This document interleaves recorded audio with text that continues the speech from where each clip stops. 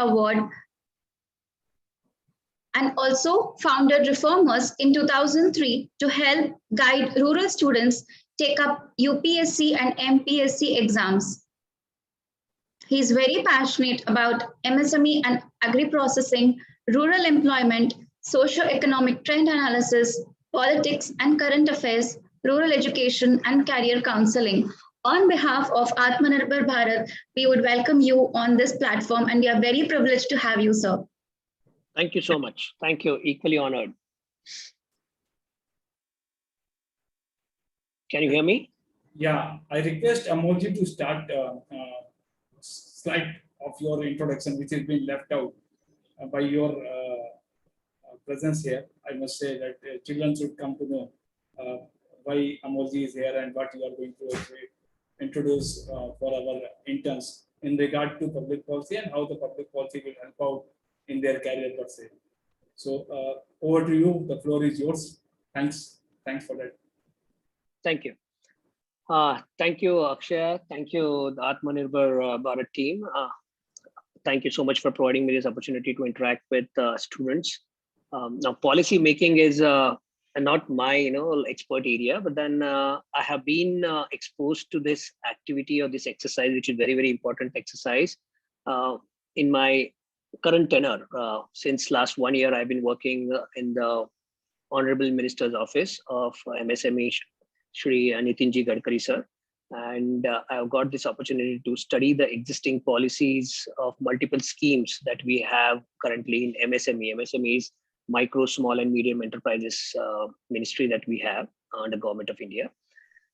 Now, when sir asked me, this is a small session and we want somebody who has been worked in private corporate, and also worked in the government parlance. So I've been fortunate that I have got this good exposure to both the corporate world as well as recently I've been working in the government system. So can map few things how they work basis my limited exposure. So first and foremost, policy making, actually, if you ask me, it's an amazing career option, because any policy, however tight or however perfect you make, there's always room for improvement. Typically, the main objective of the policy is to understand who the audience is, or who our target beneficiaries are. So to arrive at that, there is a lot of exercise that happens. First and foremost, data crunching is the most important thing there. You need to understand the target audience, like where are they, how they can be reached out to what extent we can help them, what would be the nature of help or assistance. It would be cash, kind, financial assistance, technological assistance, or linkages to market, or for that matter, how we can pick their basic product and add value to that product, how I can bring more professionals in, helping them. So I'm talking per se the entrepreneurs who are doing micro, small and medium businesses, and how a policy around them has to be woven. So when you have to make a policy, as I said, first and foremost, it is very important to understand who is your target audience. That is one. And gathering of data is very important. Understanding the data, crunching that data, deriving patterns out of that data is equally important. Now, there can be, the next part is, okay, fine, you identified the problem and you think this particular scheme is going to address that problem. So putting that into a policy so that nothing gets missed out. Because when you're making a policy from the government point of view, it's very, very important that it needs to be fair, transparent, unbiased. At the same time, it should also have some, important metrics where we can track, like what are the outcomes. It should be all based on certain timelines. What are the milestones? So all these factors go into it, and it's not only one person who makes it. There are multiple folks who contribute for one policy, and most of the times, if you see, policies are like they are old policies, or they might be there in some other form. We pick them, we redress it, we add few more items to it, considering the changing landscapes. And again, we roll it out saying it's a new policy or a revised policy in some other form. So bulk of the work happens in this fashion. But then with new technologies coming in, futuristic sectors coming in, like say electric vehicles. Now there's no policy or a very strong policy which is already there, or which has been successfully executed, or which is been tried and tested. Such EV policy is not there because EV is a new thing. We don't have electric vehicle, just electric vehicles are coming in now. Or for that matter, Honorable Gadkari sir just rolled out a scrapping policy a couple of months back. So it was completely new. India never had a scrapping policy. So working on that policy is a different ballgame altogether. Then you need to work on a completely like it's a you have to start from square one. It's a completely blank slate. So there you need to compare it with where internationally where are such policies, or which industry, where how the industry is evolving. You need to have a good understanding of existing policy in that sector, and how this new technology is going to impact that sector. Is it important for safeguarding the interest of the existing folks who are already there, because there's a bulk of investment that has happened, there are a bulk of employment that sector is supporting. So it's a call that one has to take after analyzing it in multiple views. So that is another area. I mean, I'm just trying to give a flavor how different policies are there. Now this is all on the government side. Now there are policies around, like there are a lot of organizations we see, like some of them are famous, some of them are notorious. That's up to you how we want to view at it. Like Greenpeace was an organization which used to talk a lot about environment. Then there are a lot of other organizations like PETA, which used to talk about animals, protecting rights of animals. So you need to, those guys also work on a lot of things. They do a lot of data crunching, analyze the government policies, and they frame their own rule book, or they guiding principles, and they come and pitch to the government or the government department saying that why don't you include these things in your policy. So a lot of work happens in a private industry as well. So students can, if not everybody can be absorbed in the government system, so there is a huge opportunity outside the government, in the private area, where you can join some organizations which are working on global warming, which are working on rights of animal, environment, or mining, or protecting,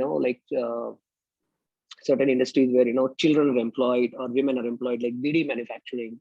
So a lot can be done there. You need to do a complete 360-degree study. It's very easy to say that, okay, you can't employ women in BD manufacturing, but then what is the alternative? How do you make their employment areas safe, or make it more friendly for them?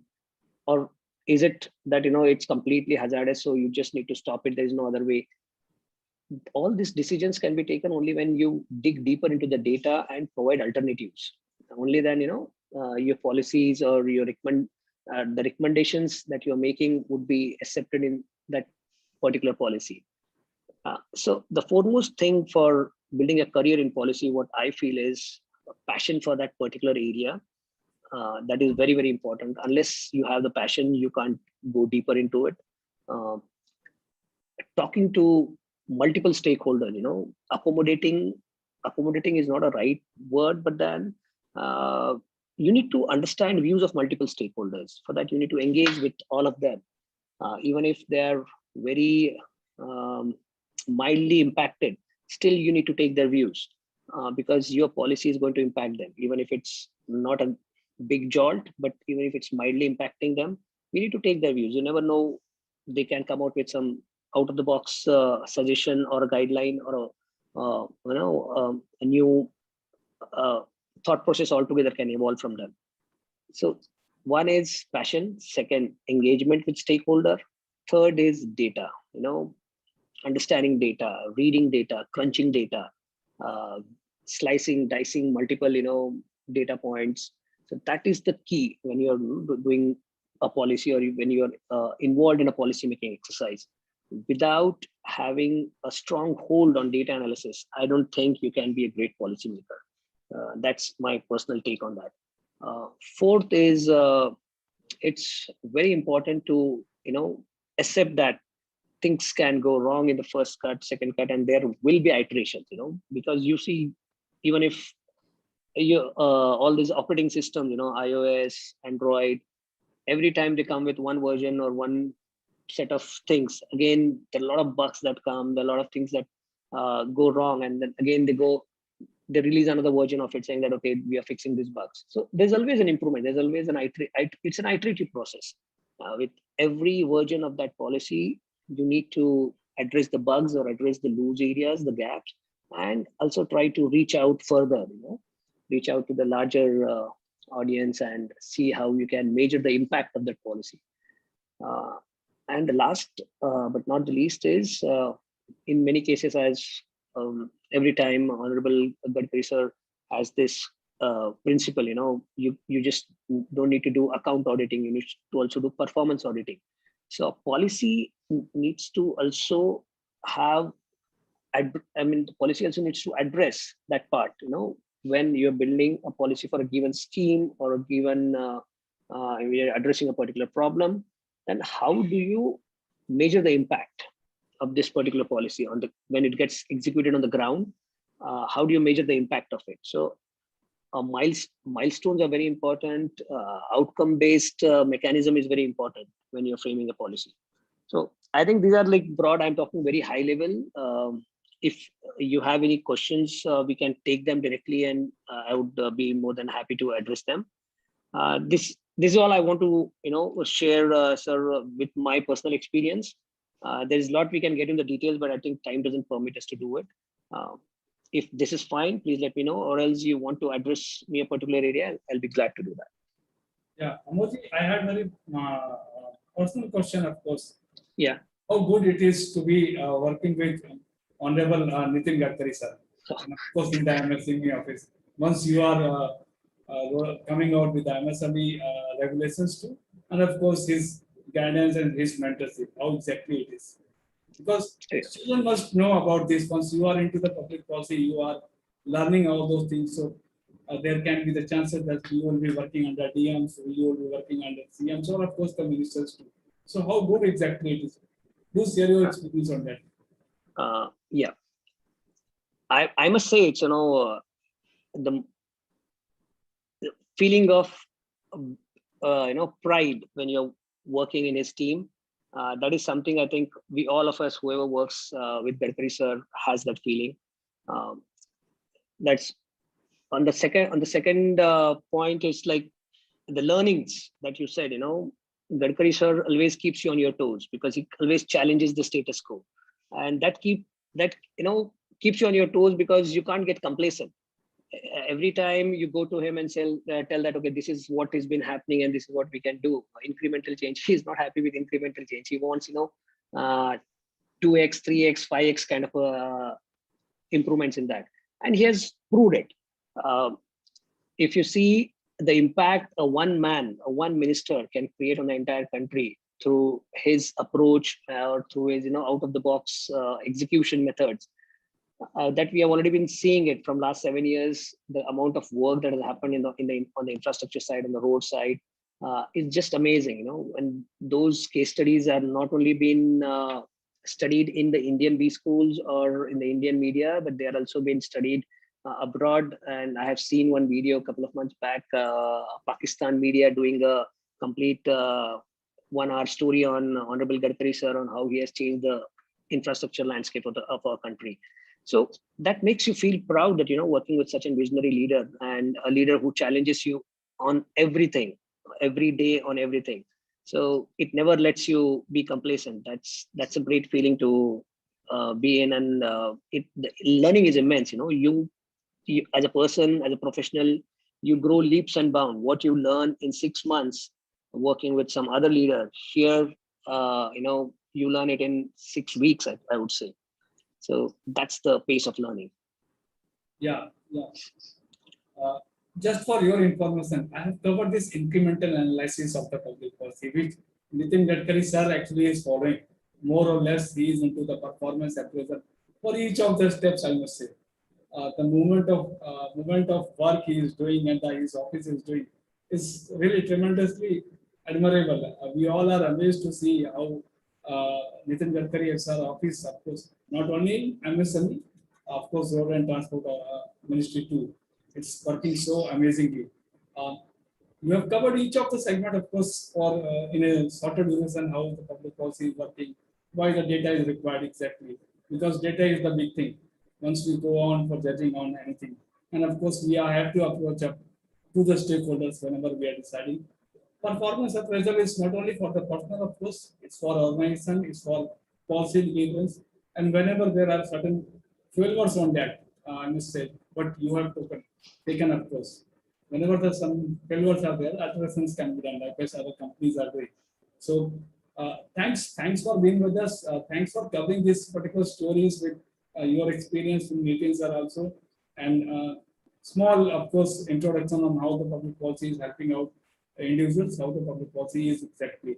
We are covering this public policy for last, you can say, this is the fourth week, and our complete session is of 6 weeks. So halfway we have passed, we have covered Indian space policy, drone flying policy, some of the policy frameworks. Children have gone through SDG mappings also, and now public during the assignment, these children are doing this thing, design thinking. So we have given some 3 pointers on the design thinking. One is on education, one is on environment, and third is on waste management. So there are 3 teams from UBS University, Dehradun, NMITD Mumbai, and Avinash Lingam students from Coimbatore. So somewhere around 70 students are there, those who are participating in this. And they all are actually very much excited to hear you. And that is why I called, I asked Nitish, if Amoji is there, they can be actually have a good talk and have discussions on the floor. So thank you. I request Akshay to please share the certificate of gratitude for Amoji. Thanks for being with us. Thanks for taking your time on Sunday afternoon. Thank you so much, the entire team, and I'll be more than happy, to take any of the questions offline. You can, have those questions documented and then send a document to me. I won't say that I would be able to do justice to all the questions, but wherever I can, I'll do it, and wherever I can't, I'll get the responses from the best of the bureaucrats here, whom I have got chance to work with, and I'm sure those responses would be really helpful to students who aspire to make a career in policy making. Yeah, I can see on the board there is one question shared by R.N. Yadav. Sir, how is analyze the implementation part when the policy focus on long-term outcomes? Yeah, that's a very interesting and good question, and that's the key. As I told you, performance audit is the implementation. Typically, long-term policies or the long-term schemes are broken down into smaller milestones, as I told you earlier. So you have 6-month milestone, you have a 1-year milestone, or a 2-year, 3-year milestones, and you have a mechanism to measure the outcome for that particular milestone. And there is a new concept here, which now many of the World Bank or the ADB funded schemes are coming out with. It's called program for results or project for result. So they are all outcome based, outcome based incentives are planned. If a particular scheme has, say, X million dollars funding from a World Bank, now they'll say that, okay, 20% of that X million will come if you achieve this ABCD goals. Another 20% of that X million dollars will come if you achieve this 1, 2, 3 objectives. So that kind of outcome based monitoring is happening in even government schemes as well. So even if the department changes, the minister changes, the government changes, that particular discipline or that particular outcome based monitoring will continue. Only then the funds will come to you. So the long-term projects, in short, are broken down into smaller milestones, and incentives are planned based on the outcome of those milestones. Yeah, suppose if any of the World Bank project is there, suppose I was there in the tech group, All these World Bank projects, they are being actually framed out as per the timelines. Whatever the outcome, we have delivered, as per those timelines, the money is coming in for all the stakeholders. And UNESCO, UNIDO, WHO, World Bank, all are doing the same. The framework remains the same. Of course, it's since last 20 years or so. And once you go through, some of the students are here also from MBA. You might be knowing about MBO, management by objectives. So that is what our organizations, government organizations too are doing. The same thing. They are actually giving out the timelines for each of the segments and training out on those. There are the shortcomings on those, but government and organization are working on this. So, any other question, please let us know, or I will send it to you by. Sure. Thank you, sir. Thank you so much. Thanks, once again, thank you all for providing me this opportunity, and wish you all a very, very best in policy making career. I'm sure like all of you will get a chance to contribute into making the best of policies for different departments, and that's how making our country Atmanirbhar as early as possible. Thank you so much. We are already Atmanirbhar, but we are trying to get better. It has to be. We need to actually keep on running. Yeah. So I request Akshay to please move on to the next proceedings for the day.